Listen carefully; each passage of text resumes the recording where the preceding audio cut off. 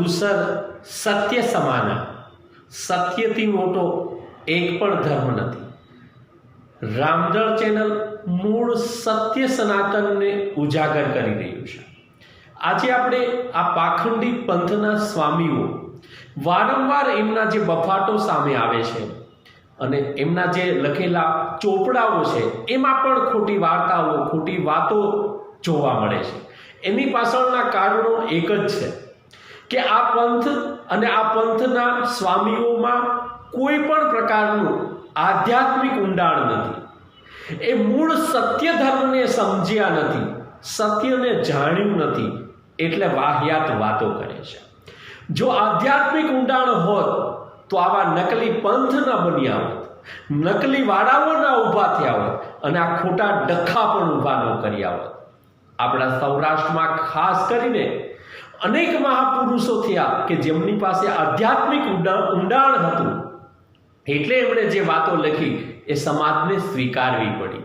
એ ગંગા સતી પાનબાઈ હોય, એ ભોજલરામ બાપા હોય, કે મહાત્મા મૂળદાસ હોય, કે ભક્ત કવિ નરસિંહ મહેતા હોય, આ બધાએ અનુભવથી વાણીઓ લખી, એ ગુરુમુખ વાણીઓ લખી, અનેક ચાબકાઓ લખ્યા અને સમાજને, આ જગતને મૂળ સત્ય તરફ દોરી જવાનો પ્રયાસ કર્યો છે. ત્યારે જેની પાસે આધ્યાત્મિક ઊંડાણ નથી એ ખોટી વાહિયાત વાતો કરે છે. એના ગુરુઓને મહાન બતાવવા માટે થઈને કેવી કેવી વાર્તાઓ ઘડી કાઢે છે. જુઓ, સાંભળો આને. જય જય પ્રગટ ગુરુ હરિ પરમ પૂજ્ય પ્રબોધ સ્વામી મહારાજની જય જય જય. હરિ પ્રબોધમ પરિવારની જય જય જય.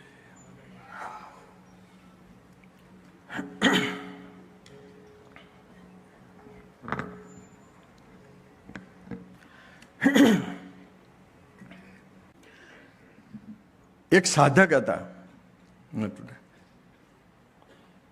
સ્વામીજી એવું કહ્યું કે એ સાધક જે ગામમાં જાય અને એ ગામમાં જેટલો ટાઈમ રોકાય એટલો ટાઈમ એ ગામમાં કાળ પ્રવેશી શકે નહીં. કેટલી તાકાત હશે! કાર કર્મ ને માયા પ્રવેશી શકે નહીં. કારનું બોલ્યા હતા સ્વામીજી. એવો એ નિષ્ઠાવાન સાધક. સ્વામી કે એ ગામમાં બેઠા હોય ને તે સુધી ગામમાં એકે મૃત્યુ ના થાય. પણ સ્વામીજી કે 2 સારા સાધુ ને 3 સારા હરિભગતની સાથે જીવ નતો જોડાયો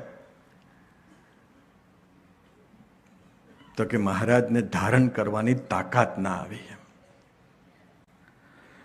બીજા એક હરિભગત હતા.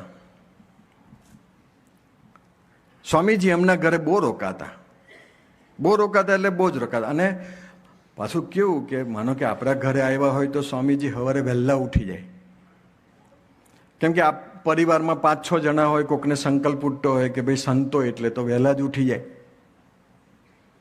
સ્વામી રામતીર્થને કોકે કહ્યું, સ્વામી રામતીર્થ 8 વાગે ઉઠ્યા. તે કોકે કીધું કે તમે તો સંત થઈને 8 વાગે ઉઠ્યા, તમારે તો બ્રહ્મ મુહૂર્તમાં ઉઠવાનું હોય.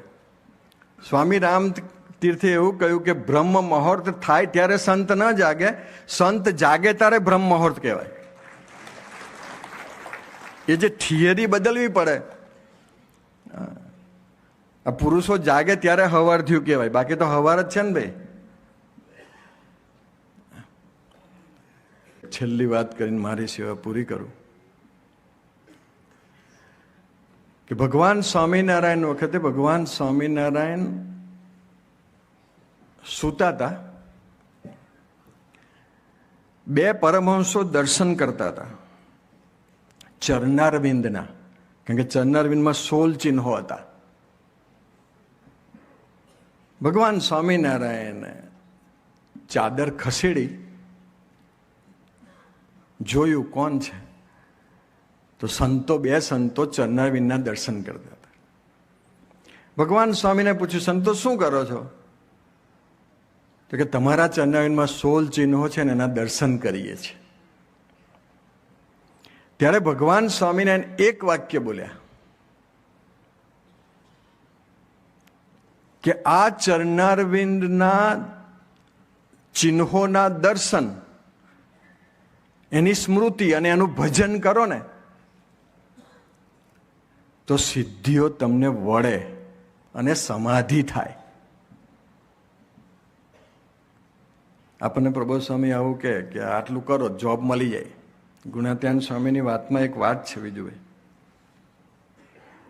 ગુણાત્યાન સ્વામી એવું કીધું કે ધરતી પર જે શાસ્ત્રો છે એ પછી રામાયણ હોય, મહાભારત હોય, ગીતા હોય, વચનામૃત હોય, વાતો હોય, એ એકચ્યુઅલી મોક્ષ માટે છે, પણ લોકો પોતાની આજીવિકા માટે વાપરે છે. ચલો આપણે પારાયણ કરવું છે, 2 લાખ લાગશે, પોતાની આજીવિકા માટે. પ્રબોધ સ્વામીએ સંકલ્પ કર્યો, ગણેશપુરામાં 10,000 ભક્તો બેસે એવો હોલ બનાવવો છે.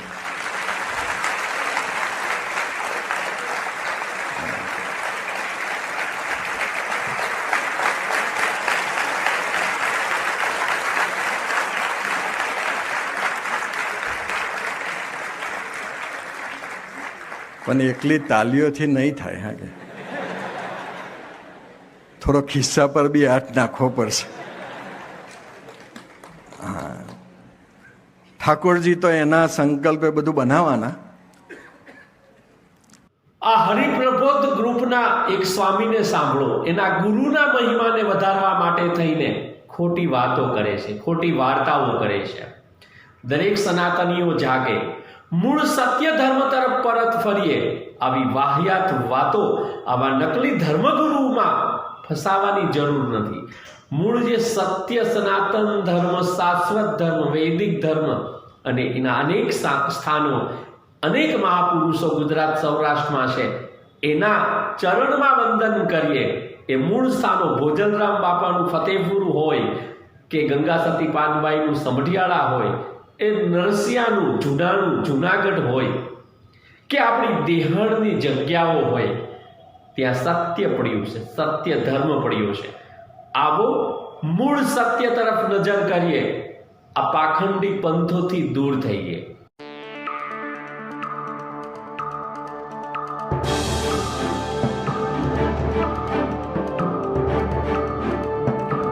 Audio Jungle.